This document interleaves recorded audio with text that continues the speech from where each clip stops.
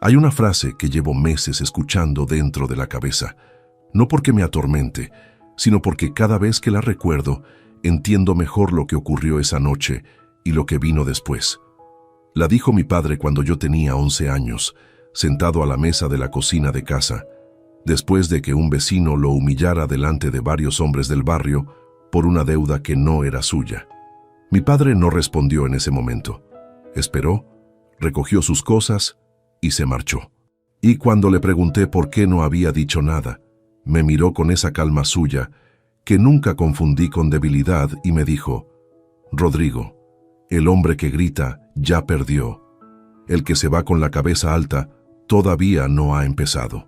Aquella noche de septiembre, con 12 personas mirándome alrededor de una mesa, y mi esposa de 30 años gritando que era un inútil al que había mantenido durante toda su vida adulta, recordé esas palabras con una precisión que no esperaba.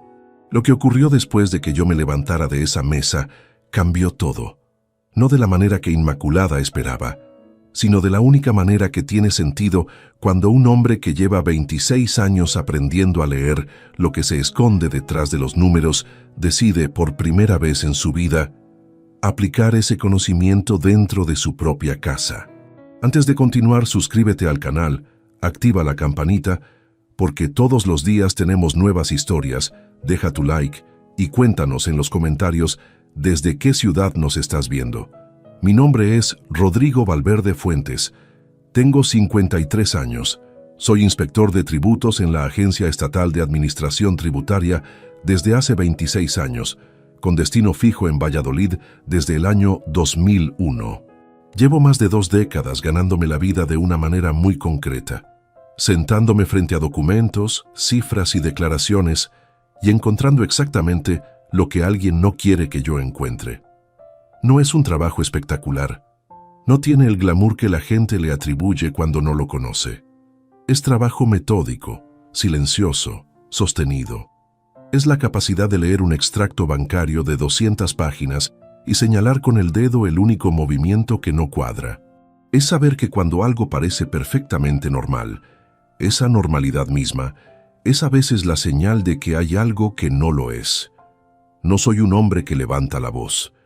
No soy un hombre de escenas ni de gestos dramáticos.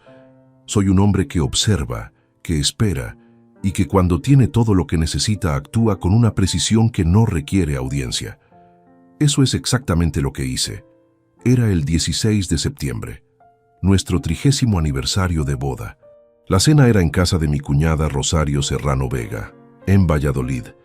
En ese comedor grande con las sillas de madera oscura que crujen cuando alguien se mueve y con las cortinas de terciopelo granate que llevan colgadas desde antes de que yo entrara por primera vez a esa casa, hace más de 30 años. Rosario había empezado a preparar el cordero desde las 5 de la tarde. El olor llevaba horas instalado en cada rincón, mezclado con el vino tinto de la zona y con ese calor particular de las casas llenas de gente en septiembre, cuando el verano todavía no ha terminado del todo, pero la noche ya empieza a cerrar con prisa. Éramos 12 alrededor de esa mesa. Mi madre, Dolores Fuentes Medina, 78 años, sentada a mi derecha con el collar de perlas que se pone únicamente en las ocasiones que considera importantes. Es una mujer que ha visto mucho y que habla poco, y esa combinación le da una dignidad que pocas personas consiguen a ninguna edad. A su lado, mi cuñado Esteban Serrano, 54 años, marido de Rosario, hombre afable y sin malicia que llena los silencios con comentarios sobre el tiempo y el trabajo. Luego sus 2 hijos mayores con sus respectivas parejas, un matrimonio de vecinos que Rosario siempre añade a cualquier reunión familiar porque es de esas personas que no conciben una mesa con sillas vacías. Y frente a mí, al otro extremo, mi hija Noelia Valverde Serrano, 26 años. El pelo suelto esa noche, el vestido verde que le había visto otras veces, esa costumbre suya de colocar los cubiertos en paralelo perfecto antes de que traigan la comida, con la misma simetría obsesiva que yo tengo desde que tengo memoria y que ella heredó sin que nadie se la enseñara. Y a mi izquierda, como siempre en las cenas de familia, porque dice que desde ese lado ve mejor a todo el mundo, mi esposa. Inmaculada Serrano Palomar, 51 años.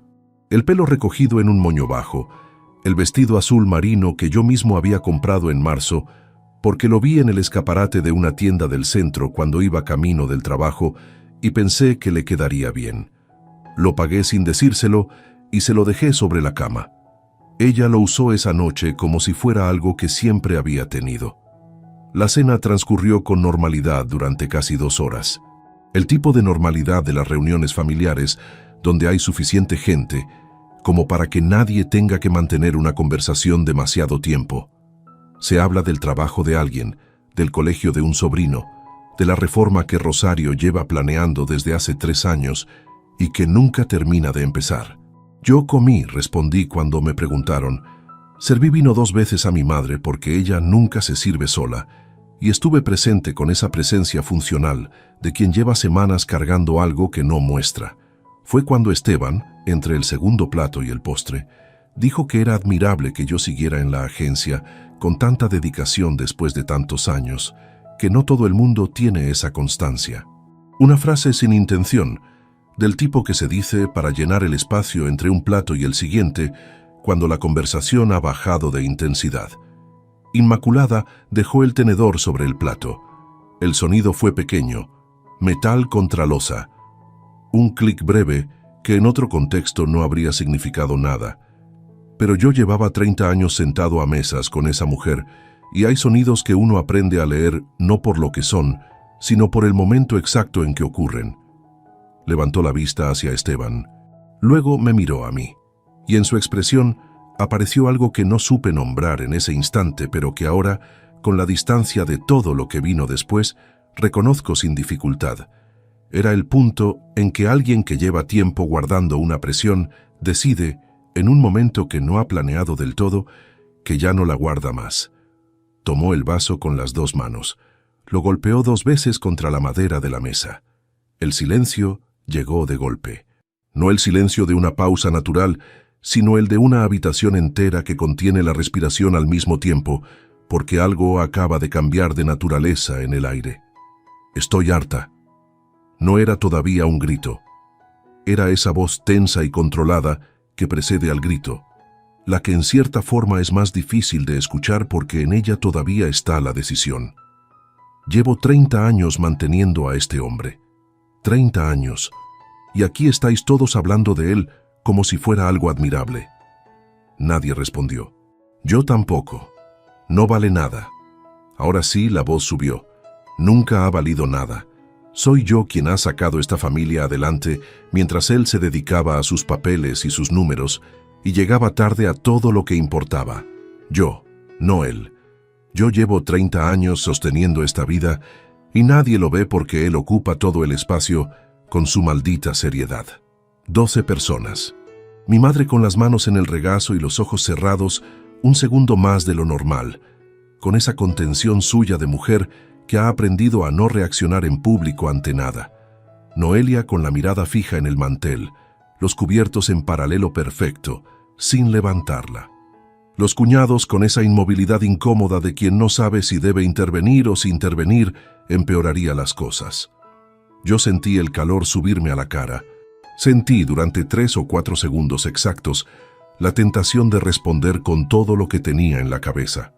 No con gritos, con datos, con fechas, con la nómina que llevaba 30 años ingresando puntualmente el mismo día de cada mes, con la hipoteca que pagué yo solo durante los primeros 8 años, con la matrícula universitaria de Noelia, con los 5 veranos en Asturias que pagué yo, con el vestido azul marino que Inmaculada llevaba puesto en ese momento y que yo había comprado 3 meses antes en un escaparate de camino al trabajo. No lo hice. En vez de eso, tomé la servilleta de tela que tenía sobre las rodillas. La doblé con cuidado, con el mismo doblez que mi padre me enseñó cuando era niño. Primero las esquinas hacia el centro, luego el pliegue final de izquierda a derecha, sin arrugar los bordes, sin apretar más de lo necesario. Una técnica absurda para ese momento. Pero mis manos necesitaban hacer algo concreto y verdadero, mientras el resto de mí tomaba la decisión correcta. La dejé con cuidado a la derecha del plato, Me abroché el botón central de la chaqueta. Me levanté despacio, sin empujar la silla. Miré a Inmaculada a los ojos, solo a ella, sin rabia en la cara, sin prisa en los gestos, con la misma calma con que uno presenta el resultado de un expediente que ya está cerrado antes de abrir la carpeta. Y le dije, en voz suficientemente baja para que solo los más próximos pudieran escucharme, 30 años voy a tardar en explicarte lo equivocada que estás. No añadí nada. Me acerqué a mi madre. Le di un beso en la frente. Ella me tomó la mano un segundo, solo un segundo sin decir nada, y la soltó. Cogí mi chaqueta del perchero de la entrada y salí. El aire de la calle olía a tierra húmeda y a algo quemado de algún jardín cercano. Caminé hasta el coche. Entré, puse las manos sobre el volante y me quedé así varios minutos sin arrancar, mirando la fachada iluminada de la casa de Rosario a través del parabrisas. Luego arranqué y tomé la A62 en dirección a ningún sitio en particular. Conduje durante casi 2 horas con la radio apagada y las ventanas cerradas, el asfalto oscuro de noviembre, casi vacío a esa hora, con las luces del salpicadero como único punto de referencia. Pensé en 30 años. Pensé en la cara de Noelia mirando el mantel en lugar de mirarme. Pensé en que hay momentos en los que uno no sabe todavía exactamente qué ha ocurrido, pero sabe con absoluta certeza que algo ha terminado de una manera que ninguna conversación va a poder deshacer. No sabía aún lo que estaba a punto de encontrar. No sabía que lo que Inmaculada había hecho esa noche, levantarse delante de 12 personas y gritar una mentira construida con esa precisión y esa convicción, era el único error que le quedaba por cometer. Pero lo iba a descubrir. Y cuando lo descubriera, iba a tratarlo exactamente igual que trato cualquier expediente, con metodología, con paciencia y con la certeza de que los números siempre cuentan la verdad, aunque las personas no quieran hacerlo. Para entender lo que ocurrió en casa de Rosario esa noche de septiembre, y para entender lo que vino después, hay que entender primero lo que hubo antes. No la versión que Inmaculada gritó delante de 12 personas, que era una mentira construida con suficiente convicción como para que quien no supiera los hechos pudiera creerla, sino la otra versión, la que está escrita en 30 años de recibos, contratos, nóminas depositadas el mismo día de cada mes y decisiones tomadas en silencio por un hombre que confundió durante demasiado tiempo la responsabilidad económica con la atención emocional y que pagó ese error de una manera que no estaba en ninguno de sus cálculos.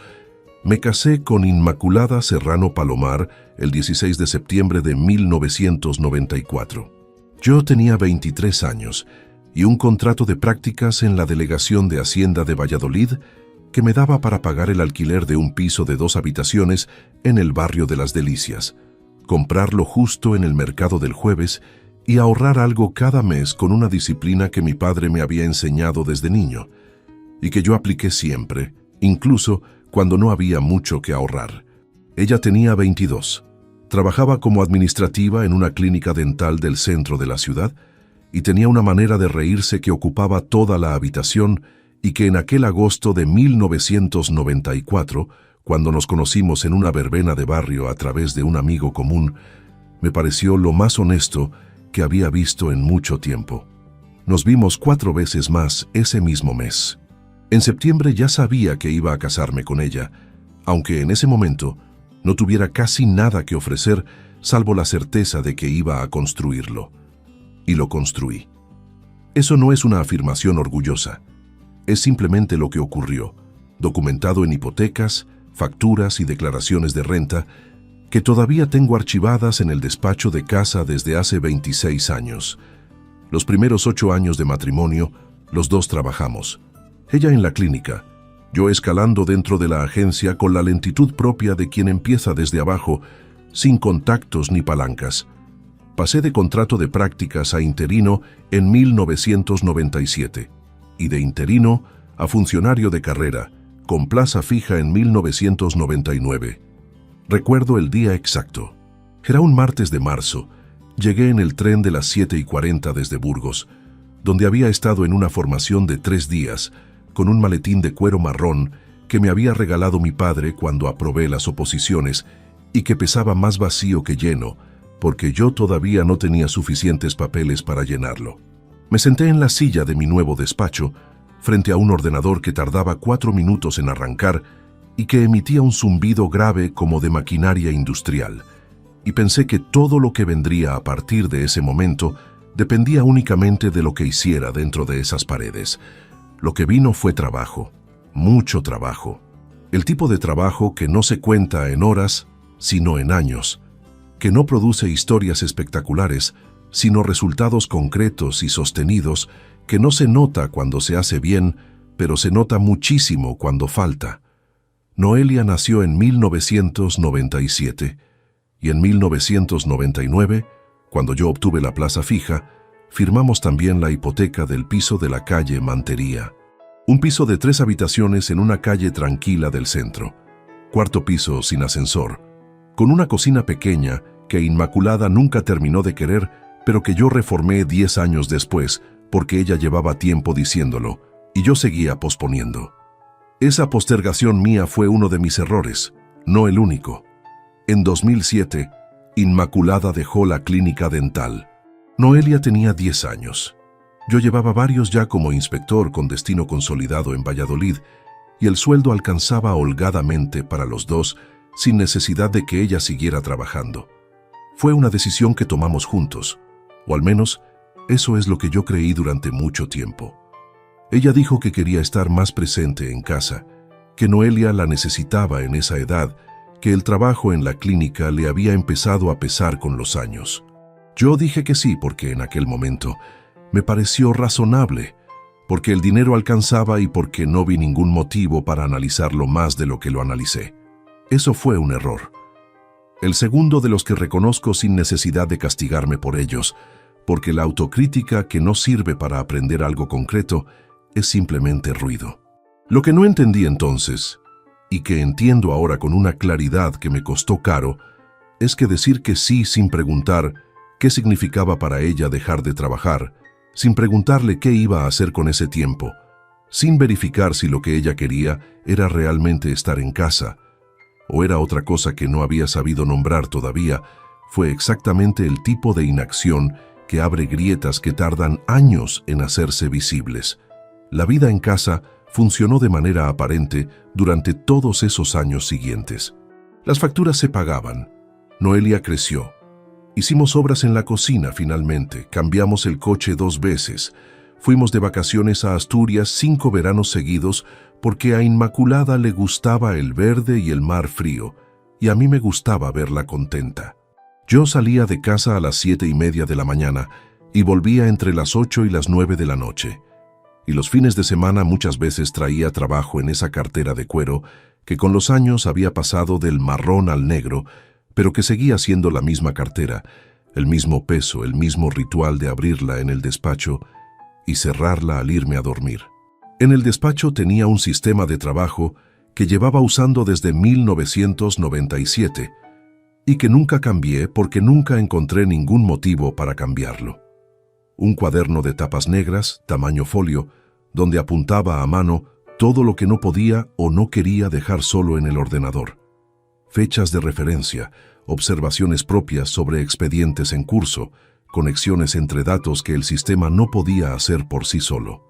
Era una costumbre tan integrada en mi rutina que el cuaderno era parte del paisaje del despacho, igual que el archivador metálico gris de la esquina derecha, con su llave pequeña colgada siempre del mismo clavo, o la taza de café que nunca terminaba del todo antes de que se enfriara. Cosas que llevan tanto tiempo en su sitio que se vuelven invisibles para quien las ve todos los días. Para Inmaculada, ese despacho era simplemente el cuarto donde yo desaparecía. No lo dijo con esas palabras, pero hay cosas que no hace falta decir con palabras para que estén dichas. Noelia estudió Derecho en la Universidad de Valladolid, 5 años de matrícula, libros, transporte y material que salieron del mismo sitio que todo lo demás. Cuando terminó el grado, quiso hacer un máster especializado en Derecho Mercantil en Madrid, y yo pagué la matrícula y el alquiler del piso donde se instaló durante los 2 años que duró. Cuando terminó el máster, tardó varios meses en encontrar trabajo estable, y durante ese tiempo seguí pasándole una transferencia mensual para que pudiera cubrir los gastos mientras buscaba. Lo hice con la misma naturalidad con que uno paga la factura del gas, sin nombrarlo, sin esperar reconocimiento, porque es lo que toca y punto. Lo que no calculé entonces es que esa naturalidad mía, esa manera de dar sin nombrar lo que daba y sin pedir que se nombrara, creó un silencio alrededor del dinero que resultó ser exactamente el tipo de silencio que algunas personas aprovechan. Pero no me adelanto. Hubo una tarde de marzo de hace algo más de 2 años en que llegué a casa antes de lo habitual porque habían cancelado una reunión de última hora. Eran las 6:15 de la tarde. La casa estaba en silencio cuando entré, o eso creí al principio, hasta que al pasar por el pasillo hacia la cocina, escuché la voz de Inmaculada que venía del dormitorio con la puerta entornada. Hablaba en voz baja, con los auriculares puestos, de esos pequeños que se meten en el oído y que desde fuera apenas se notan. Me detuve un momento, no por curiosidad, sino porque el tono me llamó la atención. No era el tono con que Inmaculada habla con su hermana Rosario, ni con sus amigas, ni con el médico, ni con ninguno de los contactos habituales que yo había escuchado en 30 años de vida compartida. Era otro tono, más bajo, más pausado, con una calidez específica que no encajaba con ningún contexto que yo conociera. Seguí hacia la cocina, abrí la nevera, y en ese momento, con la puerta del dormitorio todavía entornada y la voz de Inmaculada llegando en fragmentos, escuché un nombre pronunciado con la familiaridad de quien nombra a alguien que forma parte del paisaje cotidiano.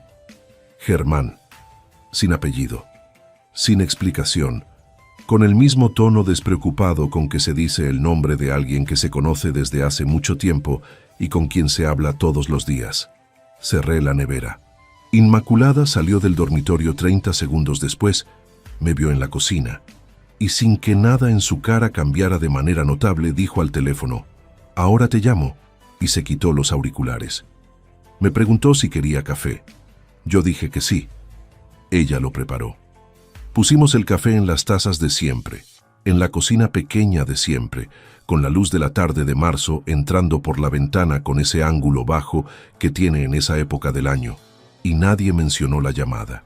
Yo no pregunté porque en ese momento no tenía ningún motivo concreto para hacerlo. Había escuchado un nombre que no reconocía, pronunciado con un tono que no terminaba de ubicar, y eso era todo. Lo archivé en algún lugar de la cabeza sin asignarle peso ni categoría, del mismo modo en que uno guarda un dato sin saber todavía para qué va a servir, ni si va a servir para algo. Ahora sé exactamente para qué sirvió, pero esa tarde de marzo no era todavía la historia que voy a contar. Era solo el primer hilo suelto, el único dato que no encajaba del todo en el cuadro de una vida, que por fuera seguía pareciendo exactamente lo que siempre había sido: ordenada, estable, construida ladrillo a ladrillo durante 30 años por un hombre que creyó que construir era suficiente forma de estar presente. Esa tarde bebí el café. Inmaculada me contó algo sobre una vecina del quinto. Yo respondí en los momentos adecuados. Luego fui al despacho, abrí el cuaderno de tapas negras y anoté lo que tenía pendiente para el día siguiente en la agencia. La llave del archivador seguía colgada del mismo clavo de siempre. La taza de café seguía a medio terminar sobre la mesa, y en el dormitorio, a unos metros de donde yo estaba sentado, el silencio era exactamente el mismo de cualquier otra tarde. Pasaron 22 meses antes de que ese silencio empezara a hablar. Las 3 semanas que siguieron a la cena de Rosario transcurrieron con una normalidad que desde fuera era indistinguible de cualquier otra semana, de cualquier otro mes de los últimos 30 años. Inmaculada y yo compartíamos el mismo piso, la misma mesa, el mismo pasillo por las mañanas. Ella no se disculpó. Yo no pedí explicaciones. Hubo una conversación el día siguiente, breve y sin profundidad, en la que ella dijo que se había dejado llevar por el vino y por el cansancio acumulado, y yo escuché sin decir nada que no fuera un asentimiento monosílabo, porque en ese momento todavía no tenía nada concreto que decir, y porque los años me han enseñado que hablar sin tener suficiente es el error más caro que existe.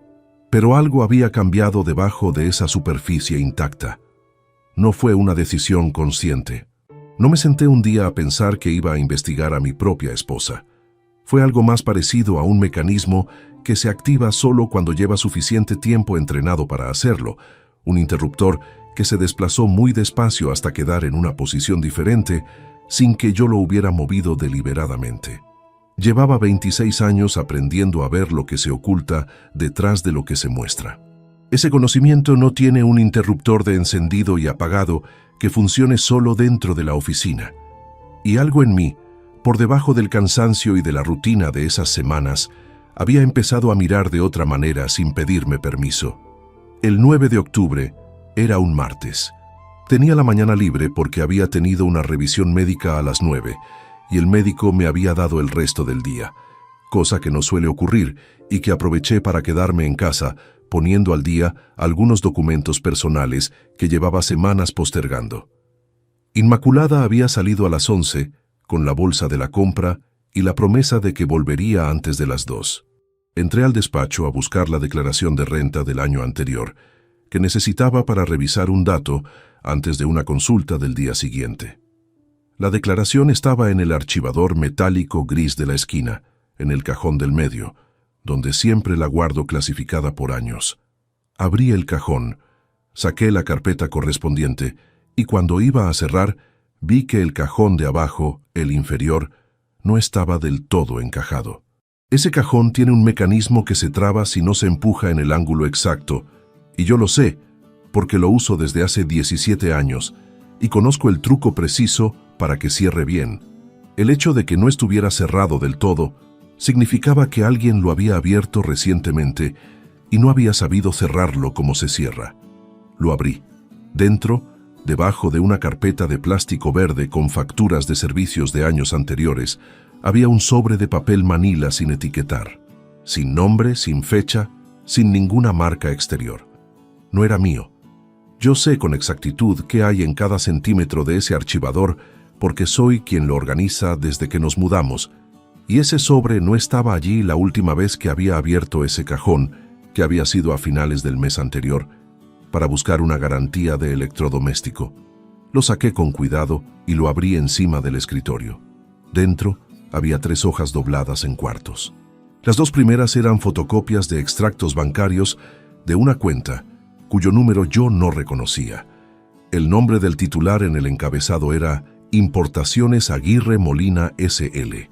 Las operaciones detalladas en esas páginas abarcaban un periodo de 6 meses, con entradas periódicas de cantidades que oscilaban entre los 2.000 y los 8.000 euros, todas procedentes de una cuenta de origen que aparecía en los extractos con un número parcialmente enmascarado según el formato habitual de los documentos bancarios para terceros.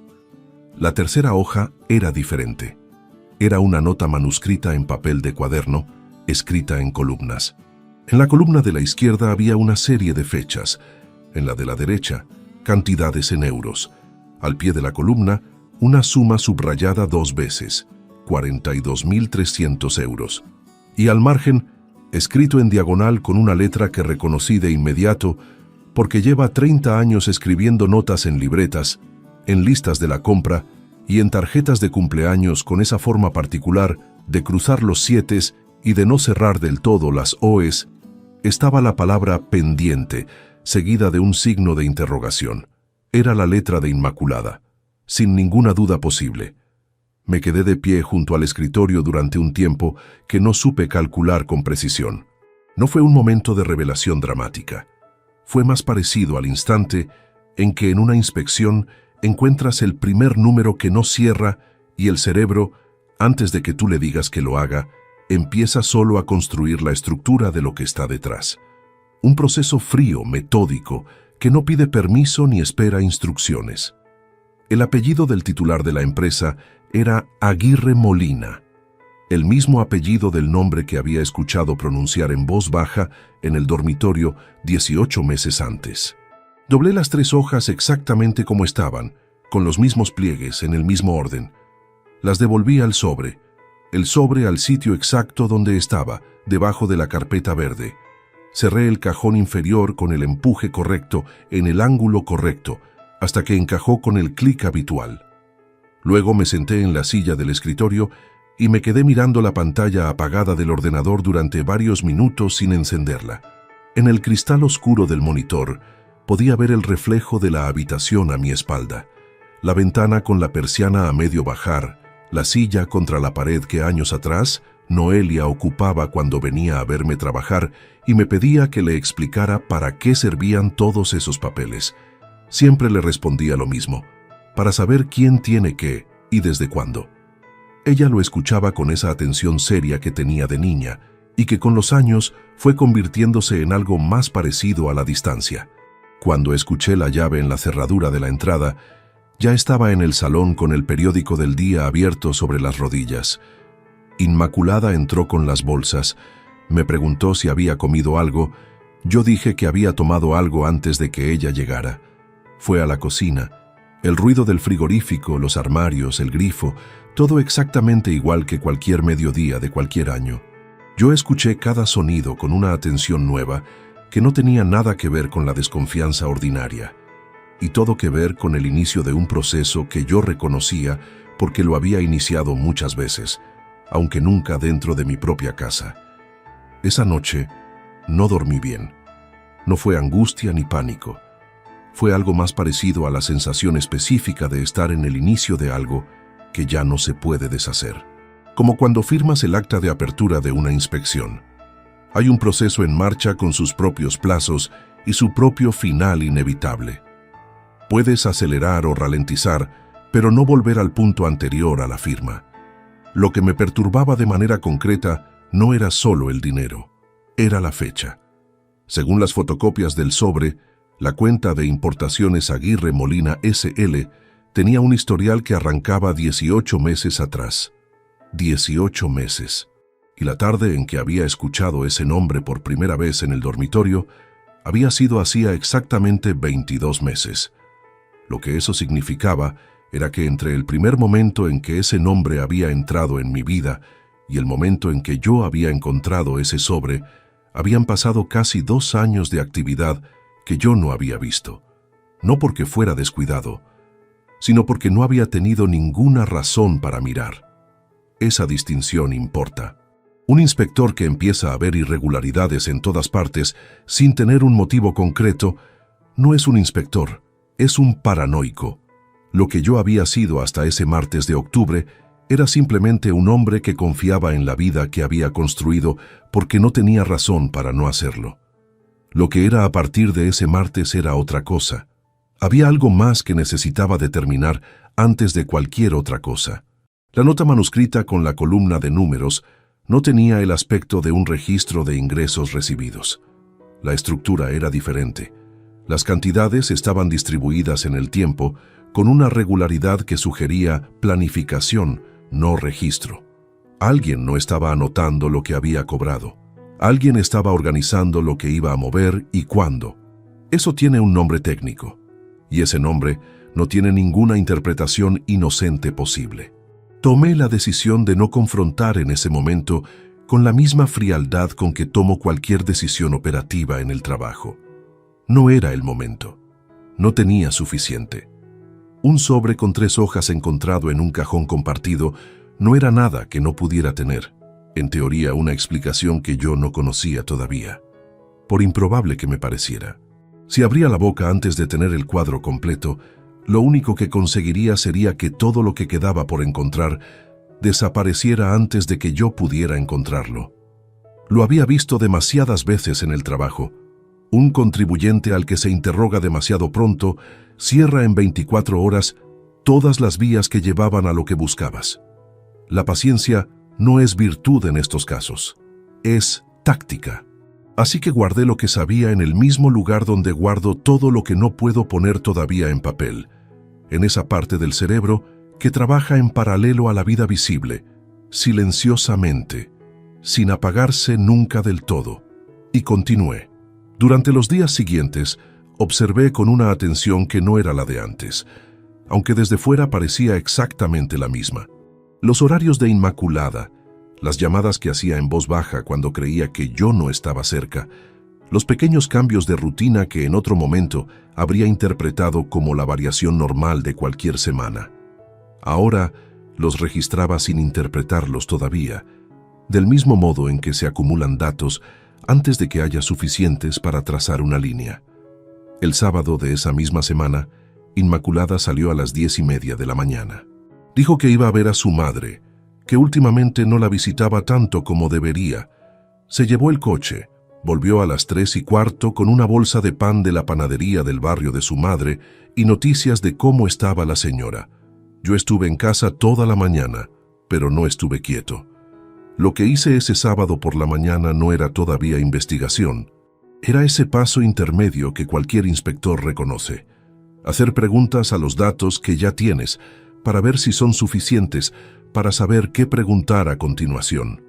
No lo eran, pero me acercaba.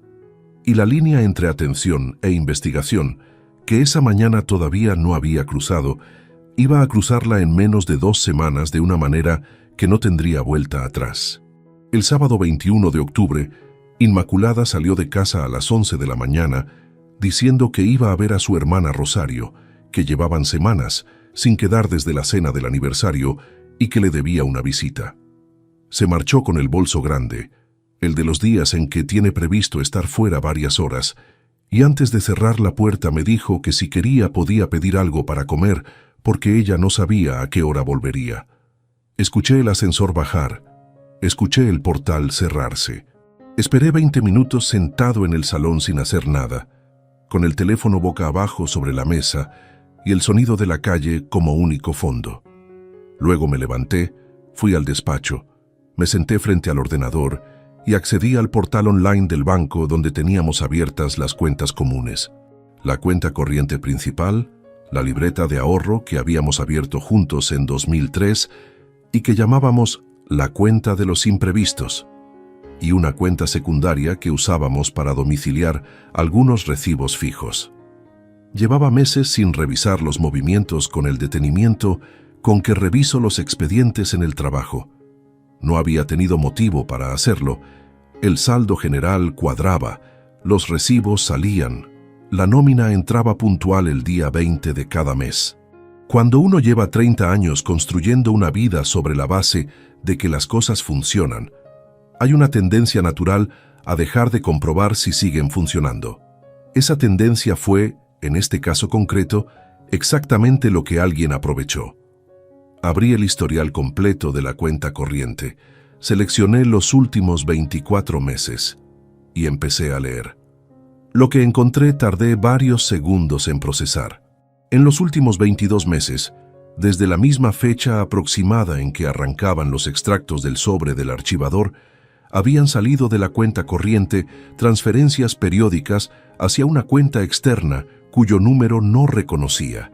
No eran cantidades grandes individualmente. Oscilaban entre 300 y 800 euros por operación, realizadas en fechas distintas cada vez, sin una regularidad de día del mes que pudiera delatar un patrón automático. Pero estaban ahí. Y cuando las sumé una a una, con la misma metodología con que sumo columnas de datos en cualquier expediente, el resultado fue este: 38.400 euros. 38.400 euros salidos de nuestra cuenta corriente hacia un destino que yo no conocía, en el transcurso de 22 meses, en operaciones diseñadas para no llamar la atención individualmente. Me quedé mirando esa cifra en la pantalla. La habitación a mi alrededor no cambió. La luz de octubre seguía entrando por la ventana, con ese tono blanquecino de mañana nublada, que tienen los sábados de otoño en Valladolid, cuando el cielo está cerrado. El ordenador zumbaba con su ruido de siempre. Desde la calle llegaba el sonido intermitente de un coche que no arrancaba, el motor girando y parando, girando y parando. Yo tenía los codos apoyados sobre el escritorio y las manos cruzadas delante de la boca, y durante un tiempo que no medí con el reloj, no hice nada más que mirar esos números y dejar que el cerebro terminara el trabajo que había empezado solo. El número del sobre de papel Manila era 42.300 euros. El de la cuenta corriente, 38.400. No era el mismo dinero. No podía hacerlo. Procedían de movimientos distintos, con fechas distintas hacia cuentas distintas. Eran dos flujos paralelos que salían del mismo origen y apuntaban al mismo destino. Lo que eso significaba era que lo que yo había encontrado en el sobre no era la totalidad de nada. Era solo una parte de algo bastante más grande. Busqué el nombre de la empresa en el registro mercantil. Importaciones Aguirre Molina S.L., constituida en Valladolid en enero de 2 años atrás. Administrador único, Germán Aguirre Molina. Capital social declarado al momento de la constitución, 3.000 euros. Objeto social declarado, importación y distribución de productos manufacturados. Sin actividad registrada en ningún directorio comercial. Sin web, sin presencia pública de ningún tipo. Una empresa de 3.000 euros de capital, constituida 18 meses antes de que yo encontrara ese sobre, sin ninguna actividad comercial visible, con un administrador cuyo apellido yo llevaba 18 meses sin poder ubicar en ningún contexto de mi vida, salvo en la voz baja de mi esposa en el dormitorio. Ese tipo de constitución lo había visto muchas veces, demasiadas. No era una empresa, era un contenedor. Una estructura creada específicamente para recibir y mover dinero sin que ese dinero tuviera que aparecer en ningún sitio con un nombre demasiado claro. Cerré el navegador. Apagué el monitor. Me levanté de la silla para ir a la cocina a buscar agua y en el pasillo ocurrió algo que no había calculado y que no supe cómo manejar del todo. Me detuve a mitad del corredor sin saber exactamente por qué. Me apoyé con un hombro en la pared, con la palma de la mano abierta sobre el yeso frío, y durante un momento que no fue largo, pero que tampoco fue breve, sentí algo que no soy capaz de nombrar con precisión, incluso ahora, meses después, con todo lo que vino luego. No era llorar aunque algo en el pecho empujaba hacia ese sitio. No era rabia, aunque la rabia estaba ahí en algún nivel por debajo de todo lo demás. Era más parecido a ese instante específico en que entiendes, con una claridad que no necesita palabras ni explicaciones adicionales, que algo que creías sólido llevaba tiempo siendo otra cosa y que la solidez que tú veías no era real, sino la apariencia que tiene algo cuando se mira desde fuera sin entrar. 30 años, una hija, una casa quitada con años de trabajo, y debajo de todo eso, en paralelo, una estructura montada con suficiente cuidado como para que yo no la viera. Estuve en ese pasillo no más de 1 minuto. Luego fui a la cocina, bebí el agua directamente del grifo porque el vaso me pareció un paso innecesario y volví al despacho. Había una pregunta que no podía aplazar más, si Noelia estaba dentro de esto o si era tan ajena a ello como yo lo había sido hasta esa mañana. El apartamento donde vivía en Madrid lo había encontrado ella misma. Eso es lo que me había dicho cuando se instaló allí. Yo había pagado la fianza y los primeros 2 meses de alquiler mientras encontraba trabajo con contrato estable. Y después, ella se había hecho cargo sola. Eso también es lo que me había dicho. Y yo lo había creído porque no tenía ningún motivo para no creerlo. Igual que no había tenido ningún motivo para revisar los movimientos de la cuenta corriente con el detenimiento con que los acababa de revisar. Accedí al catastro con las credenciales profesionales de mi puesto, que me permiten realizar consultas registrales en el marco de mi actividad como inspector. Busqué la dirección del apartamento de Noelia, tal como yo mismo la había registrado, cuando la declaré como beneficiaria de una transferencia 2 años atrás. El titular registral del inmueble no era Noelia Valverde Serrano, era Importaciones Aguirre Molina S.L. El cursor de la pantalla parpadeaba. Afuera alguien había conseguido arrancar el coche por fin, porque escuché el motor alejarse calle abajo y luego nada. El silencio del piso en sábado por la mañana, sin el ruido habitual de los días laborables, era de un tipo particular que de repente se volvió difícil de sostener. Mi hija llevaba viviendo en ese apartamento más de 1 año. Durante ese tiempo, yo le había seguido transfiriendo el dinero del móvil, del seguro médico privado que teníamos contratado para ella desde que era estudiante, y una cantidad mensual variable para complementar su sueldo en los meses en que los gastos de Madrid superaban lo que ganaba. Todo ese dinero saliendo del mismo sitio de siempre, con la misma naturalidad de siempre, hacia una hija que vivía en un apartamento cuyo propietario era la empresa del hombre con quien su madre llevaba 2 años construyendo algo que yo no había visto. Noelia lo sabía. No había ninguna explicación posible que no pasara por eso. No es posible vivir más de 1 año en un apartamento sin saber quién firma el contrato de arrendamiento. No es posible ser abogada con un máster en Derecho Mercantil y no saber leer un documento de titularidad. Mi hija era una persona adulta, formada, con criterio. Lo que había hecho no era un error de ingenuidad, era una elección. Guardé la consulta del catastro en el cuaderno de tapas negras con la fecha, la referencia catastral completa y el nombre del titular registral. Cerré el cuaderno, cerré el despacho con la llave pequeña del clavo. Fui al salón, me senté en el sillón. Abrí el periódico del día sobre las rodillas aunque no leí ninguna línea. Cuando Inmaculada volvió a las 3:20 con una bolsa de pan y el relato de cómo estaba su hermana, yo estaba en el mismo sitio donde me había dejado por la mañana, con el periódico abierto y el aspecto de alguien que ha pasado un sábado tranquilo en casa. Me preguntó si había comido. Le dije que había tomado algo. Ella fue a la cocina, preparó algo rápido y comimos los dos en la mesa del salón con las noticias de fondo y la conversación propia de un sábado de octubre sin nada particular que contar. Esa tarde no hice nada más que pensar, no con angustia, no con el tipo de pensamiento circular que consume energía sin producir nada, con esa forma de pensar que es en realidad planificación, ordenar lo que se sabe, identificar los huecos, determinar qué hace falta para llenarlos y calcular el orden correcto en que hay que hacer las cosas para que cuando llegue el momento de actuar no falte nada y no haya ningún ángulo desde el que retroceder. Tenía un sobre con 3 hojas. Tenía 38.400 euros de transferencias no autorizadas. Tenía el nombre de una empresa pantalla. Tenía la titularidad de un apartamento. Tenía la letra inconfundible de mi esposa en una nota de planificación financiera que no tenía ninguna explicación inocente. No era suficiente todavía, pero sabía exactamente lo que necesitaba y sabía exactamente a quién llamar el lunes por la mañana antes de abrir ningún expediente del trabajo. Lo que iba a ocurrir a partir del lunes ya no era prestar atención ni hacer preguntas a los datos que tenía. Era otra categoría de cosa completamente distinta. Y yo llevaba 26 años preparándome para ella sin saber que algún día iba a necesitarla aquí, en esta vida, con estas personas.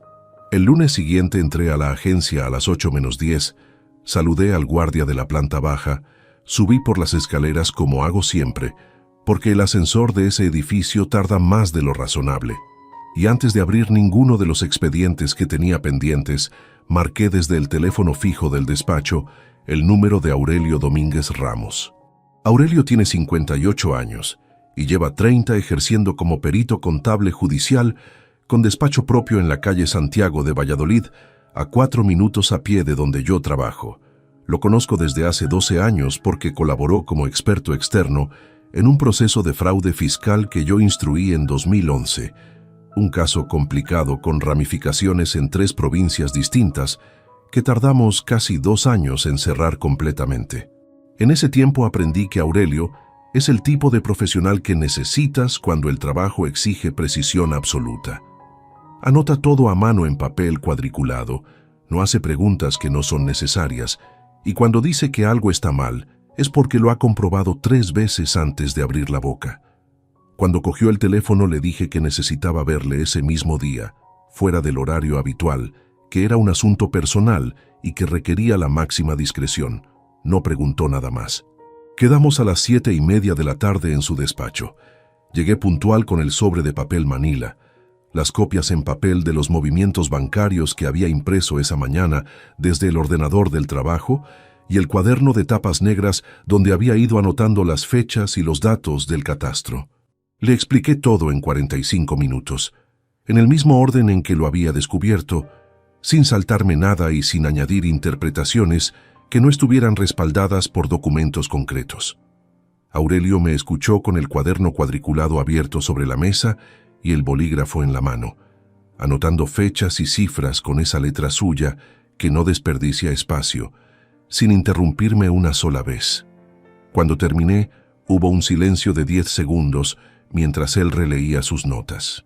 «Necesito acceso a todo lo que tenga en papel», dijo, «y necesito 2 semanas». Le entregué el sobre original y las copias impresas.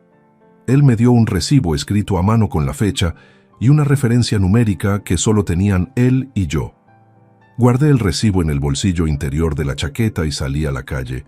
Las 2 semanas siguientes las viví en 2 niveles simultáneos que nunca llegaron a mezclarse. En la agencia, trabajo normal. Expedientes abiertos, reuniones de seguimiento, una visita de campo a una empresa de transporte en Palencia que me tuvo fuera de Valladolid 1 día y medio. En casa, la misma rutina de superficie que llevaba semanas manteniendo. Las cenas, las conversaciones sobre cosas sin peso, los sábados con el periódico, los domingos con alguna gestión pendiente. Inmaculada no notó ninguna diferencia, o si la notó, no lo mostró. Y yo había aprendido a no interpretar su falta de reacción como ausencia de algo, porque una de las cosas que esas semanas me habían enseñado es que la ausencia de señales visibles no significa ausencia de actividad. Lo que hice en paralelo durante esas 2 semanas, por mi cuenta y usando los mismos instrumentos con que trabajo a diario, fue construir un mapa cronológico de los últimos 22 meses de nuestra vida financiera. Crucé los extractos de la cuenta corriente con los gastos fijos del hogar mes a mes.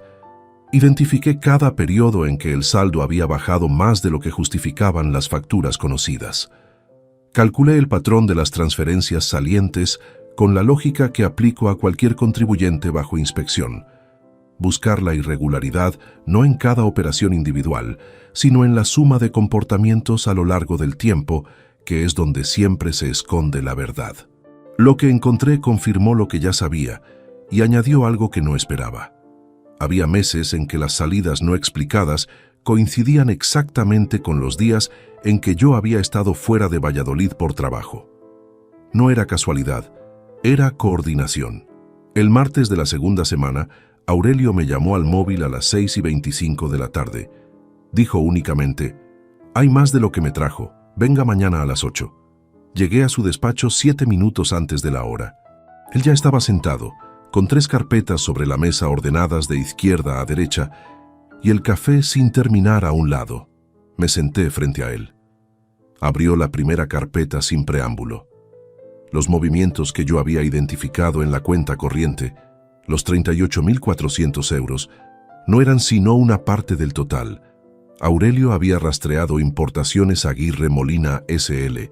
a través del registro de operaciones vinculadas con entidades relacionadas y había localizado 2 cuentas adicionales que recibían transferencias procedentes de una cuenta que, según los documentos que él había obtenido por vía de la consulta registral, estaba asociada a bienes del matrimonio.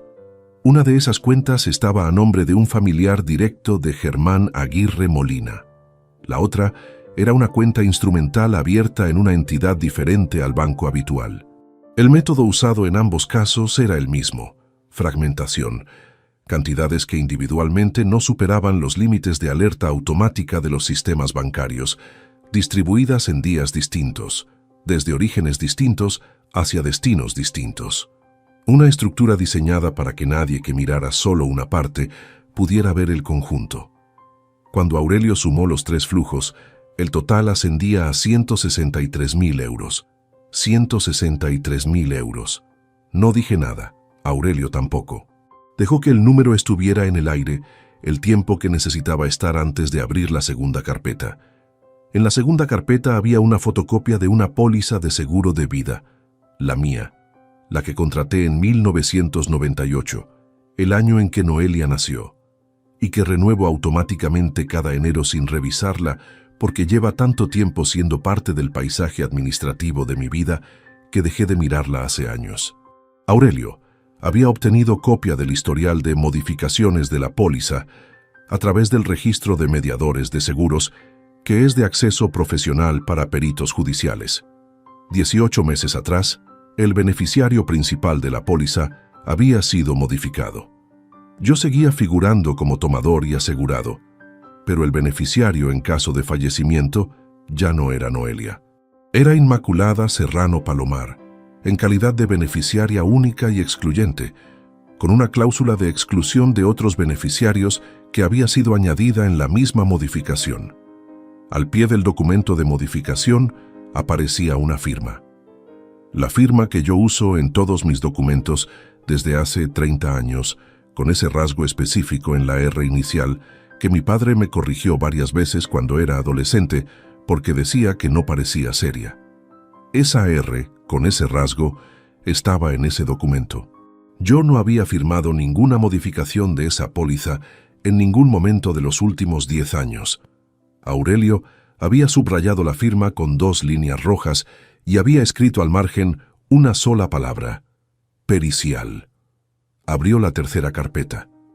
Una escritura de poder notarial fechada 14 meses atrás, otorgada ante notario en Salamanca, que concedía a Inmaculada Serrano Palomar facultades amplias de representación sobre los bienes comunes del matrimonio. Facultades que incluían la capacidad de firmar contratos de compraventa, disponer de activos financieros, modificar titularidades y representar al matrimonio ante cualquier entidad pública o privada, todo ello sin necesidad de mi presencia ni de mi firma en el acto concreto. La escritura indicaba que ambos cónyuges habían comparecido ante el notario el martes 7 de agosto, a las 11 de la mañana. Ese martes de agosto yo estaba en León. Tenía una inspección de campo que me había mantenido fuera de Valladolid durante 17 días seguidos, del 1 al 17 de agosto. Tenía los partes de desplazamiento firmados, los justificantes de los hoteles donde me había alojado, las actas de las reuniones de cada jornada. No había estado en Valladolid ese martes, no había estado en Salamanca, no había comparecido ante ningún notario. Nunca firmé esa escritura. La firma que aparecía como mía en ese documento era una falsificación. Aurelio cerró las 3 carpetas y apoyó las manos sobre ellas. Me miró con esa calma suya de hombre que ha trabajado con muchos expedientes difíciles y que sabe cuándo no es el momento de añadir palabras a algo que ya tiene suficiente peso propio. Esto ya no es solo un asunto civil, dijo. La modificación de la póliza y la escritura notarial son falsedad documental en instrumento público. Eso es un delito penal con penas de 2 a 6 años. Cualquier abogado que lleve esto va a tener que trabajar en 2 frentes simultáneos. Asentí. ¿Para cuándo puede tener el informe pericial completo en formato judicial?, pregunté. 3 semanas, con todo referenciado y con las conclusiones en el formato que exigen los juzgados de instrucción. Hágalo. Salí del despacho de Aurelio a las 9:15 de la mañana, con el cielo ya claro sobre la calle Santiago y la gente pasando con ese paso de quien tiene un martes normal por delante. Caminé hasta el coche sin prisa. Entré. Puse las manos sobre el volante y me quedé así varios minutos mirando el parabrisas. 163.000 euros. Una póliza de vida con firma falsificada. Una escritura notarial que me convertía, sin mi conocimiento, en un hombre que había cedido el control de su propio patrimonio. Esa tarde, cuando llegué a casa, Inmaculada estaba preparando la cena con la radio encendida en la cocina. Me preguntó cómo había ido el día. Le dije que bien, que había tenido una reunión larga por la mañana, pero que había terminado a tiempo. Ella me contó algo sobre un programa que había visto por la tarde. Yo asentí en los momentos adecuados. Esa noche, mientras ella dormía, me quedé despierto mirando el techo con la misma claridad fría con que se mira un expediente que ya está completo y del que solo queda ejecutar el cierre. El cierre iba a llegar. Tenía ya un nombre, una fecha aproximada, y la certeza de que cuando ocurriera no iba a haber ningún documento sobre esa mesa que no tuviera respuesta, ninguna firma que no tuviera historia, y ningún euro del que no pudiera decirse exactamente de dónde había salido, a dónde había ido y quién lo había movido. Lo que Inmaculada no sabía esa noche, con la radio apagada y el piso en silencio, es que a partir de ese momento, cada día que pasaba sin que yo actuara, no era un día ganado para ella. Era un día más de documentación. Hay una cosa que nadie te explica cuando empiezas a trabajar en inspecciones tributarias y que tardas años en entender completamente. El peso de saber algo que todavía no puedes usar. En el trabajo, eso tiene un protocolo. Hay procedimientos, plazos, una cadena de custodia que regula cuándo y cómo actúas con lo que tienes. Ese protocolo, además de ser una obligación legal, es también una protección psicológica. Convierte la espera en proceso. Le da estructura a la paciencia. Dentro de tu propia casa no hay protocolo. Hay solo tú, la información que cargas y la obligación de seguir comportándote como si no la cargaras. Las 3 semanas que siguieron a la segunda reunión con Aurelio fueron las más difíciles de todo lo que he contado hasta ahora. No porque hubiera más peligro de ser descubierto, aunque ese riesgo existía, sino porque fue entonces, una vez que ya tenía el cuadro completo en la cabeza, cuando el peso de lo que sabía dejó de ser un problema técnico y se convirtió en algo que no tenía nombre en ningún manual de procedimientos. La noche del jueves de la primera semana, me desperté a las 2:15, con la habitación oscura y el techo encima, y esa certeza inmediata del insomnio que te dice que no tiene sentido intentar volver a dormirse. Me levanté sin encender la luz, cogí la ropa del día anterior de la silla y salí del dormitorio descalzo sobre el parqué frío del pasillo. Me senté en el despacho con la luz apagada. No encendí el ordenador, no abrí ningún cajón. Me senté con los antebrazos apoyados sobre la mesa vacía y me dejé pensar en lo que llevaba semanas sin permitirme pensar. Pensé en si había habido algo que yo pudiera haber hecho de otra manera. No para justificar lo injustificable, que era el robo y la falsificación, sino para responder con honestidad a esa pregunta más incómoda que uno solo se hace en la oscuridad a las 2 de la madrugada. ¿Hubo un momento en que Inmaculada intentó decirme algo y yo no lo escuché? No encontré una respuesta limpia. Recordé una tarde de hace 8 años, en la cocina del piso de la calle Mantería, cuando Inmaculada me dijo que se sentía sola. No con dramatismo, con esa manera suya de decir las cosas importantes, con el tono de quien comenta algo menor, mientras recogía los platos de la mesa después de cenar, con el delantal puesto y el grifo del fregadero abierto. Yo estaba en la silla terminando de revisar un informe que tenía plazo al día siguiente, y le dije que claro que lo entendía, que la semana siguiente iba a tener menos trabajo. La semana siguiente no tuve menos trabajo, y la semana después tampoco. Eso no absuelve nada de lo que hizo. Lo sé. Un hombre que no escucha suficiente no le da a su mujer el derecho de robarle 163.000 euros ni de falsificar su firma en documentos notariales. Esas cosas no tienen una escala moral donde el peso de una compense el peso de la otra. Pero la memoria no funciona por conveniencia, y a las 2 de la madrugada, en un despacho oscuro, uno no tiene el privilegio de elegir qué recuerda. Las dos cosas pueden ser ciertas al mismo tiempo: que yo fallé en maneras concretas durante años, y que lo que ella hizo no tiene ninguna justificación posible. Aprender a sostener esa ambigüedad, sin resolver ninguna de las dos partes en favor de la otra, fue quizás lo más difícil de esas semanas. A las 3:15 escuché pasos en el pasillo. Me quedé completamente inmóvil.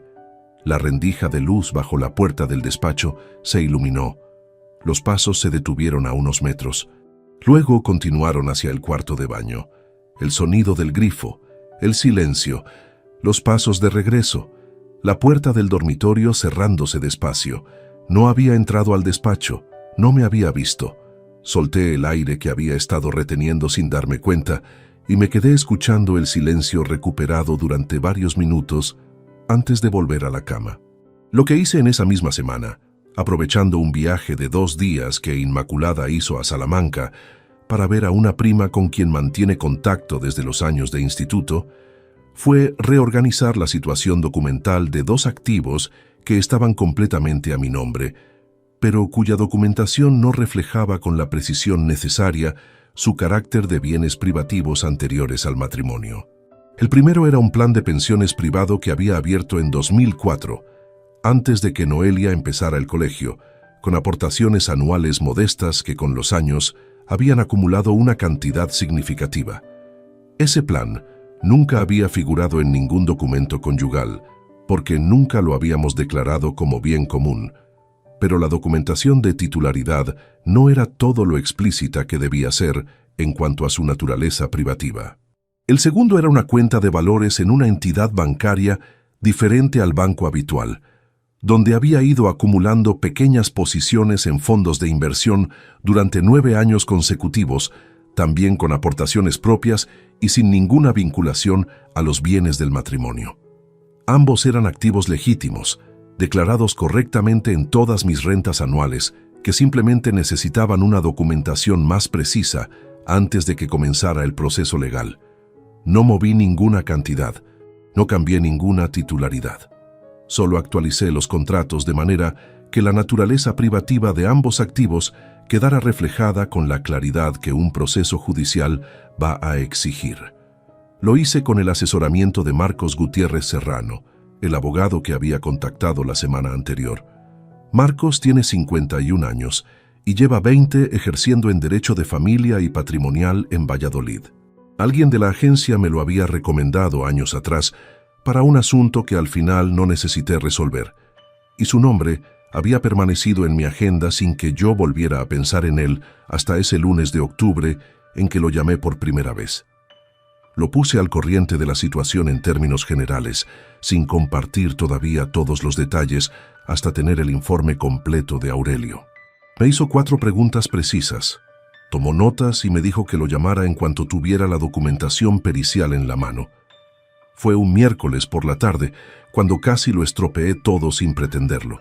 Yo estaba en el despacho con la puerta cerrada, revisando por tercera vez los movimientos bancarios que había impreso y clasificado en el cuaderno de tapas negras, cuando escuché los pasos de Inmaculada en el pasillo aproximándose. Tuve tiempo justo de cerrar el cuaderno y voltear los papeles impresos que quedaron boca abajo sobre el escritorio, antes de que llamara 2 veces con los nudillos y abriera la puerta. ¿Estás ocupado? Estoy con cosas del trabajo. La voz me salió con la calma adecuada. ¿Qué necesitas? Ella se quedó un momento en el umbral con la mano en el pomo. Miró el escritorio. Luego me miró a mí. No hubo en su expresión ningún signo de alarma, ninguna señal de que hubiera notado algo fuera de lo habitual, pero durante los 4 o 5 segundos que estuvo ahí parada, yo conté mi propia respiración mentalmente para no alterar el ritmo. Nada, dijo. Que la cena está lista cuando quieras. Cerró la puerta. Estuve inmóvil durante 30 segundos después de escuchar sus pasos alejarse. Luego abrí el cuaderno. Comprobé que los papeles seguían en el mismo orden y continué donde lo había dejado. Esa noche, mientras cenábamos, Inmaculada me habló de su prima de Salamanca y de los problemas que estaba teniendo con la comunidad de vecinos de su edificio. Yo escuché, hice los comentarios que hacía falta hacer y al terminar de cenar recogí los platos sin que me lo pidieran porque llevaba 30 años haciéndolo y no iba a cambiar eso ahora. Después me fui al dormitorio antes que ella, cosa que no era habitual, con la excusa de que me había levantado temprano y estaba cansado, tumbado en la oscuridad, con el ruido apagado del televisor llegando desde el salón. Pensé en lo que quedaba por hacer. El informe de Aurelio, la reunión final con Marcos, la elección del momento y del lugar. Y después de todo eso, algo que era más difícil de planificar que cualquier procedimiento legal: encontrar la manera de seguir siendo el mismo hombre al otro lado de todo esto. Porque hay una verdad que nadie que no lo haya vivido entiende del todo. Cuando uno lleva meses preparando el fin de algo que duró 30 años, una parte de uno mismo también termina en ese proceso. No la misma parte que el otro esperaba destruir, pero algo igualmente real. El hombre que había entrado a esa boda en septiembre de 1994, creyendo que construir era suficiente forma de estar, ya no existía de la misma manera. Lo que había en su lugar era alguien que sabía cosas que ese hombre no sabía y que cargaba con ese conocimiento de un modo que no se resuelve con ningún veredicto ni con ninguna cantidad de euros recuperada. Eso no era un motivo para detenerme. Era simplemente el precio real de lo que estaba haciendo, el que no aparece en ninguno de los cálculos que uno hace cuando planifica. Lo asumí. Y seguí. El viernes de esa semana, antes de dormirme, le escribí un mensaje a Aurelio. ¿Cómo va el informe? Respondió a los 6 minutos desde el teléfono, cosa que me sorprendió a esa hora. En plazo. El lunes lo tiene. Apagué la pantalla del móvil. La decisión de continuar no venía de la rabia, que se había ido enfriando sola con el paso de las semanas hasta convertirse en algo que ya no tenía temperatura. Venía de algo más sólido y más simple. La convicción de que un hombre que deja pasar lo que yo había encontrado en ese archivador no se respeta a sí mismo, y que sin ese respeto, lo que viene después no tiene ningún valor real, ni para él, ni para nadie que lo conozca. Era suficiente motivo. Era el único que necesitaba. El informe de Aurelio llegó el lunes siguiente a las 9:38 de la mañana. Me lo entregó en mano en la puerta de su despacho, en un sobre cerrado con lacre rojo, como le había pedido. 47 páginas en formato de peritaje judicial, con numeración correlativa de párrafos, índice de documentos, fuentes referenciados y una sección de conclusiones técnicas de 5 páginas que establecía, con el lenguaje preciso y sin adornos que requieren los procedimientos formales, que el conjunto de operaciones identificadas constituía apropiación indebida de fondos del patrimonio conyugal, falsedad documental en instrumento público notarial y uso fraudulento de representación sin mandato válido otorgado por el representado. 47 páginas, 4 meses de trabajo silencioso. 163.000 euros. Me fui directamente de allí a la agencia, me encerré en el despacho y lo leí completo en 2 horas con la puerta cerrada. La segunda vez que lo leí, tomé notas al margen con el bolígrafo rojo que uso únicamente para las anotaciones que no quiero que se pierdan entre otras marcas. Cuando terminé la segunda lectura, guardé el informe en el maletín, cerré el maletín y llamé a Marcos. Quedamos esa misma tarde a las 6 en su despacho. Llegué con 7 minutos de adelanto. Él ya había recibido el informe por mensajería privada la noche anterior, como habíamos acordado, y cuando entré tenía sus propias anotaciones encima de las páginas.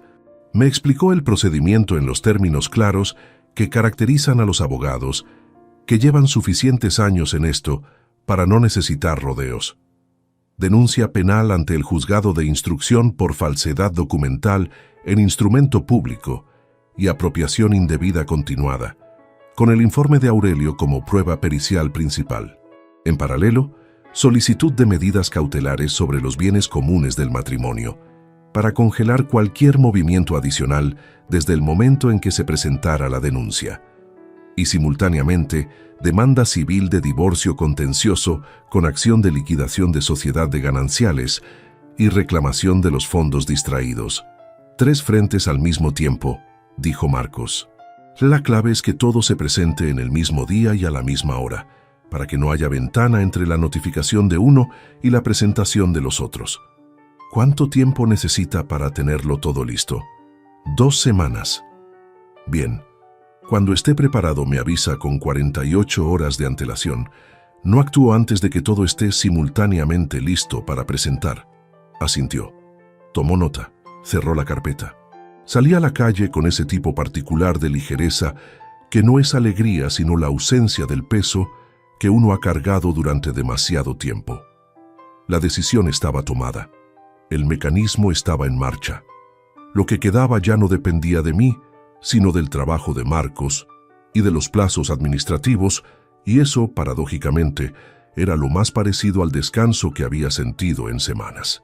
Fue durante esas 2 semanas de espera cuando ocurrió lo que yo llevaba tiempo esperando, sin saber exactamente cuándo llegaría, y que resultó ser exactamente el tipo de error que comete alguien que lleva meses operando sin encontrar resistencia. El jueves de la primera semana de espera, a las 11:14 de la mañana, mi teléfono móvil emitió una vibración corta. Era la alerta bancaria que yo había configurado semanas antes para recibir notificación de cualquier movimiento superior a 500 euros en la cuenta corriente conjunta. Estaba en una reunión interna en la agencia cuando llegó. Saqué el teléfono bajo la mesa, miré la pantalla. Desde la cuenta corriente conjunta habían salido 23.000 euros hacia la cuenta de importaciones Aguirre Molina S.L. 23.000 euros en una sola operación, a las 11:14 de un jueves. Guardé el teléfono en el bolsillo. Volví a la reunión. Ese movimiento no fue un error de descuido.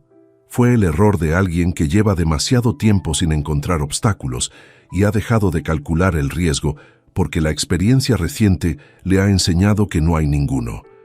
Ese exceso de confianza, esa transferencia de 23.000 euros ejecutada con la naturalidad de quien ya considera ese dinero parte de un proceso que nadie va a interrumpir, fue exactamente lo que añadía a todo lo demás. No porque cambiara el fondo de lo que ya estaba documentado en 47 páginas, sino porque sumaba a los 163.000 euros anteriores otros 23.000 con fecha reciente que ningún abogado defensor podría argumentar como parte de un error antiguo o de una interpretación distinta de la gestión conyugal. El total era ahora de 186.000 euros. Esa misma tarde anoté el movimiento en el cuaderno de tapas negras con la hora exacta, el importe y el número de referencia de la alerta bancaria. Lo imprimí desde el móvil esa noche y lo añadí a la carpeta de documentación. Luego llamé a Marcos y le informé del movimiento. Su respuesta fue breve: mejor para nosotros. Elegí el despacho de casa como escenario del confronto por razones que no tenían nada de sentimental. Era el espacio donde se encontraban los documentos originales que yo había ido acumulando. Era un territorio que conocía milímetro a milímetro, donde sabía exactamente dónde estaba cada cosa y qué podía alcanzar sin moverme del sitio. Era una habitación sin testigos externos, lo cual era deliberado. No quería audiencia. Lo que iba a ocurrir allí dentro era entre Inmaculada y yo, y el único registro que me importaba era el que quedaría en los documentos legales, no en la memoria de nadie que no necesitara estar presente. Los 4 días que precedieron al confronto los empleé de una manera que podría parecer extraña. No preparé ningún discurso, ninguna lista de argumentos, ninguna secuencia de frases diseñadas para producir un efecto determinado. Eso habría sido un error. Los discursos preparados tienen el sonido de los discursos preparados, y lo que yo necesitaba en ese momento no era elocuencia ni impacto retórico. Lo que necesitaba era control emocional sostenido durante el tiempo que durase la conversación, independientemente de lo que ocurriera al otro lado de la mesa. Eso sí lo practiqué. Practiqué mentalmente el momento en que ella lo negara todo, porque lo iba a hacer. Practiqué el momento en que cambiara de táctica y atacara, porque ese también iba a llegar. Practiqué la gestión del silencio, que es en estas situaciones más poderosa que cualquier argumento. Dejar que lo que está sobre la mesa haga su propio trabajo sin añadir nada que diluya su peso. Practiqué la respiración, el ritmo de voz, la velocidad con que iba a presentar cada documento. Un inspector de tributos con 26 años de carrera sabe que el momento en que alguien se sienta frente a pruebas ordenadas con precisión no requiere dramatismo. El dramatismo es lo que uno hace cuando no tiene suficiente.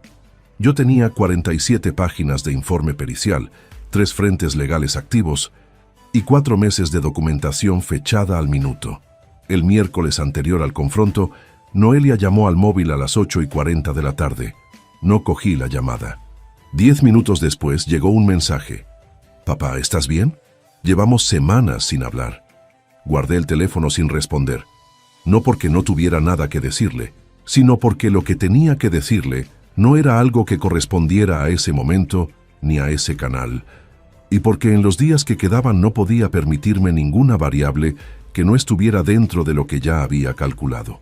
El jueves por la noche, Inmaculada preparó la cena. Pusimos las noticias de las 9:30, y durante la sobremesa me explicó que quería cambiar el sofá del salón por uno más amplio, porque el actual le resultaba incómodo para ver la televisión. Me preguntó qué pensaba. Le dije que lo miráramos cuando hubiera tiempo. Ella estuvo 20 minutos describiendo los modelos que había visto en un catálogo online. Yo asentí en los momentos que correspondía asentir. El domingo por la tarde organicé los documentos sobre el escritorio del despacho. Los dispuse en el orden en que los iba a presentar, no según su impacto emocional, sino según la coherencia cronológica, que es como se estructura cualquier expediente cuando se quiere que quien lo recibe no tenga ningún ángulo desde el que escapar a la conclusión que los documentos imponen. Primero los extractos bancarios originales de la cuenta corriente con los movimientos marcados, luego la nota manuscrita con la letra de Inmaculada y la columna de 42.300 euros. Luego, la documentación de importaciones Aguirre Molina S.L. del registro mercantil. Luego, el registro catastral del apartamento de Madrid con el titular real. Luego, la fotocopia de la póliza de seguro de vida con la firma falsa, subrayada con rojo. Luego, la escritura notarial de Salamanca con la fecha imposible. Luego, el informe completo de Aurelio, 47 páginas en el orden exacto en que él las había numerado. Y encima de todo, como último elemento, la impresión de la alerta bancaria del jueves anterior. 23.000 euros, las 11:14 de la mañana, 4 días antes de ese momento. Coloqué la carpeta cerrada en el centro del escritorio. Puse la silla del visitante, la que normalmente está contra la pared, orientada directamente hacia la mesa. Cerré el despacho con llave. Esa noche dormí. No profundamente, no sin interrupciones, pero dormí de una manera que no había conseguido en semanas. Hay un tipo de tensión que uno sostiene durante meses, y que en algún punto, cuando la resolución ya está tomada y el proceso ya está en marcha, y no queda ninguna decisión pendiente que no sea ejecutar lo que ya está planificado, cede lo suficiente para dejar pasar el sueño. No es paz. Es la calma específica de quien ya sabe exactamente lo que va a hacer al día siguiente y no tiene ninguna duda sobre si es lo correcto. Me desperté el lunes a las 6:40, con el cielo todavía oscuro y la ciudad en silencio.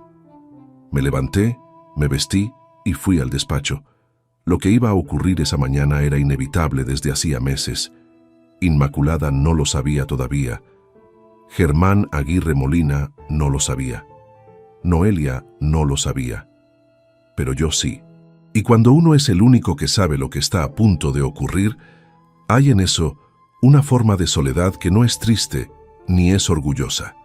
Es simplemente la posición del hombre que ha hecho el trabajo, que tiene los documentos en orden y que está listo. El lunes amaneció con niebla baja de noviembre que borraba los contornos de los edificios. Eran las 6:43. Me vestí sin encender la luz, con la ropa que había dejado preparada el domingo, y salí al pasillo sin hacer ruido. Fui al despacho. Saqué la carpeta del cajón inferior del archivador, el mismo cajón donde meses atrás había encontrado el sobre de papel manila que había puesto todo esto en marcha.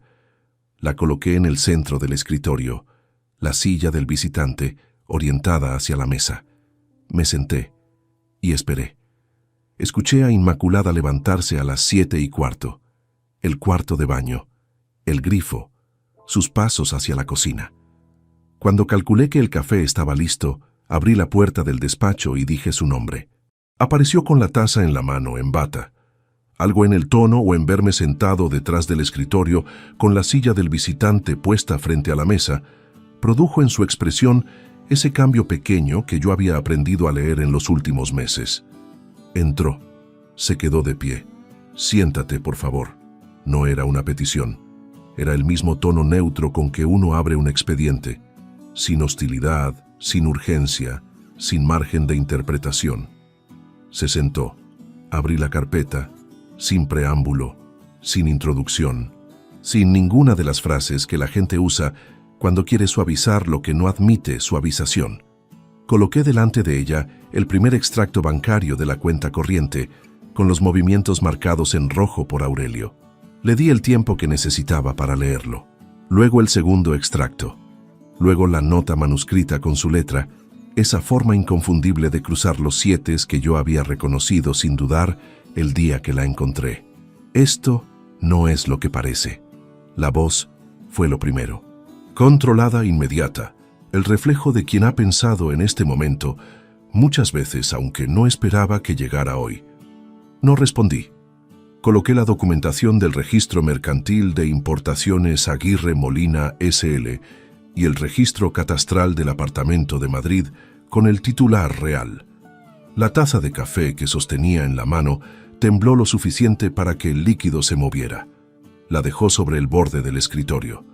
Rodrigo, hay una explicación. Coloqué la fotocopia de la póliza de seguro de vida con la firma que no era mía subrayada con 2 líneas rojas. El silencio que siguió fue diferente al de antes. Fue el silencio de alguien que acaba de ver algo que no esperaba ver y que necesita un momento para recalcular. Germán me dijo que era para protegerme. La voz cambió de registro. Ya no era la negación inmediata, sino algo más parecido a la explicación que uno construye mientras habla, buscando el ángulo correcto. Me dijo que si algo te pasaba yo no tendría nada, que no había firmado suficientes documentos para estar protegida, que con 30 años fuera del mercado laboral no podría volver a trabajar. Y tenía razón en eso, Rodrigo. Tenía razón. Dejé que terminara. Coloqué la escritura notarial de Salamanca, la fecha, la notaría, el martes de agosto en que yo estaba en León. Eso fue un error. El tono subió un nivel. No era ya explicación sino defensa. Germán lo gestionó todo. Yo no sabía exactamente qué estaba firmando en algunos de esos documentos. Eres administrativa de formación, dije. Sabes leer lo que firmas. Lo dije en voz baja, sin rabia, con la calma con que uno señala un error aritmético en una declaración. Ella no respondió a eso. Llevo 30 años sin que me miraras. La voz tomó otro camino, más personal. 30 años pagando facturas creyendo que era suficiente. Germán fue el primero en mucho tiempo que me preguntó cómo estaba, que me escuchó. No te pido que lo entiendas, solo que sepas que ocurrió porque algo faltaba y llevaba años faltando. No lo rebatí. Había algo de verdad en eso, pero esa verdad no cambiaba el peso de la otra. Coloqué el informe de Aurelio, las 47 páginas con numeración correlativa, con las conclusiones técnicas marcadas en el separador, con los términos legales subrayados para que no requirieran interpretación. 186.000 euros, dije. 22 meses, 3 cuentas distintas. Una póliza de vida modificada con una firma que no es mía. Una escritura notarial otorgada en Salamanca, en una fecha en que yo estaba en León, con partes de desplazamiento firmados y facturas de hotel. Todo en ese informe. 47 páginas con referencias cruzadas a cada documento fuente. Inmaculada miró la carpeta.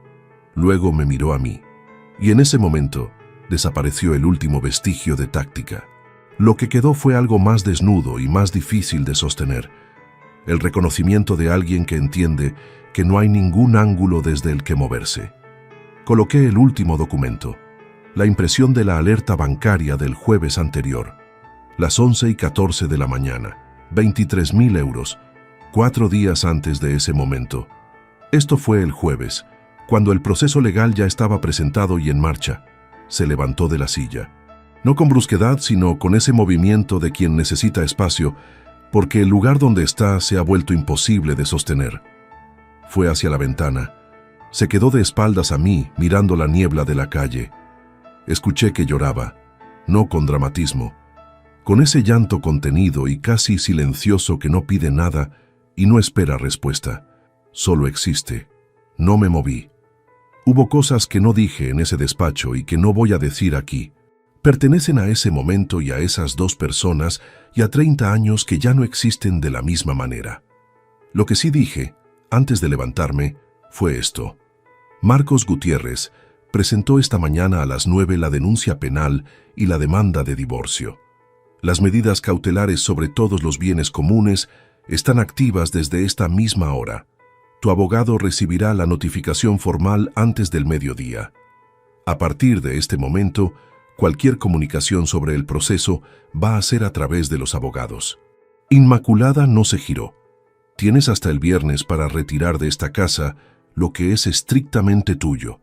Marcos te enviará la lista de lo que corresponde a cada parte según la liquidación provisional. Me levanté. Antes de coger el maletín, Abrí el cajón superior y saqué el cuaderno de tapas negras, el mismo que había estado en ese despacho desde 1997.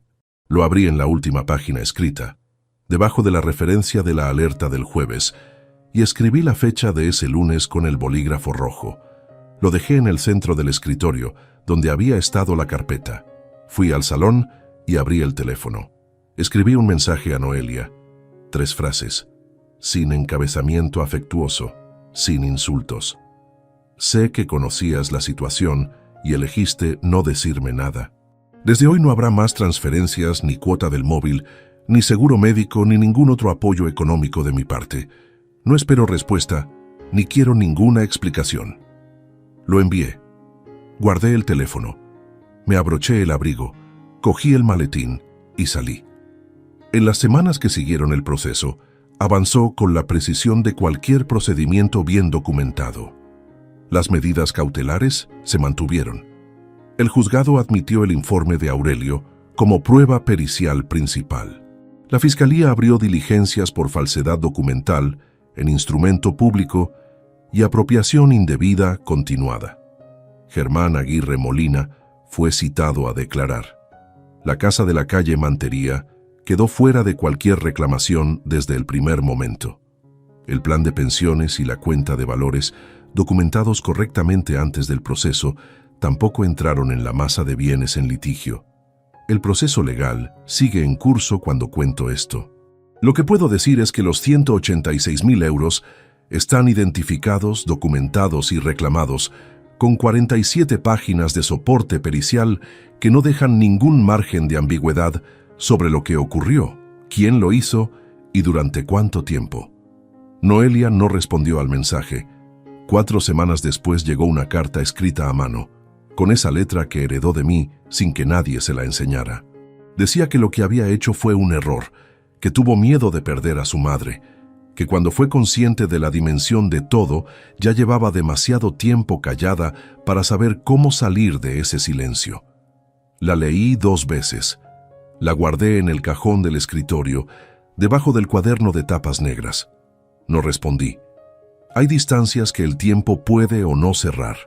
Lo que sé es que esa distancia, mientras exista, es consecuencia de una elección que ella tomó siendo adulta, con criterio, sabiendo lo que elegía. Hace 3 semanas fui a visitar a mi madre. Comimos solos en su piso, que huele igual que cuando yo era niño. Guiso, madera y algo dulce que nunca he sabido identificar, pero que reconozco en cuanto entro. No me preguntó nada sobre el proceso. Me preguntó si estaba comiendo bien y si dormía. Le dije que sí a las 2 cosas. Cuando me iba me ayudó a ponerme el abrigo como cuando era niño, poniéndose de puntillas para alcanzarme los hombros. Y con el abrigo abrochado me miró y dijo, «Tu padre estaría orgulloso». No respondí. Le di un beso en la frente y bajé las escaleras. En el portal me detuve un segundo. Pensé en esa noche de septiembre en casa de Rosario, con 12 personas mirándome y el vaso de Inmaculada golpeando la madera de la mesa. Pensé en la servilleta de tela que había doblado con los dedos, mientras el resto de mí tomaba la decisión correcta. Ese doblez que mi padre me enseñó, primero las esquinas hacia el centro, luego el pliegue final de izquierda a derecha, sin arrugar los bordes, sin apretar más de lo necesario. Mi padre me dijo una vez que la forma en que un hombre deja una mesa dice más de él que cualquier cosa que pueda pronunciar. Yo creí durante muchos años que eso tenía que ver con la educación, con el gesto externo, con lo que los demás ven cuando te observan. Ahora sé que no. Lo que ese doblez decía esa noche no era educación, era que el hombre que lo hacía ya había decidido, varios segundos antes de levantarse, que nadie en esa habitación iba a contarle el final de su propia historia, que eso le pertenecía a él, que lo que vendría después lo iba a construir con los mismos instrumentos con que había construido todo lo demás. Trabajo, metodología, paciencia y la certeza de que los números siempre dicen la verdad, aunque las personas decidan no hacerlo. Salí a la calle. La niebla de la mañana había desaparecido. El cielo estaba limpio y frío, con ese azul de invierno que en Valladolid, dura exactamente lo que dura antes de que vuelvan las nubes. Caminé hasta el coche sin apresuramiento. Era suficiente. Si te gustó esta historia, dale like al video, suscríbete al canal y comparte tus impresiones en los comentarios. Para escuchar la próxima historia, haz clic en la caja de la izquierda. Gracias por vernos.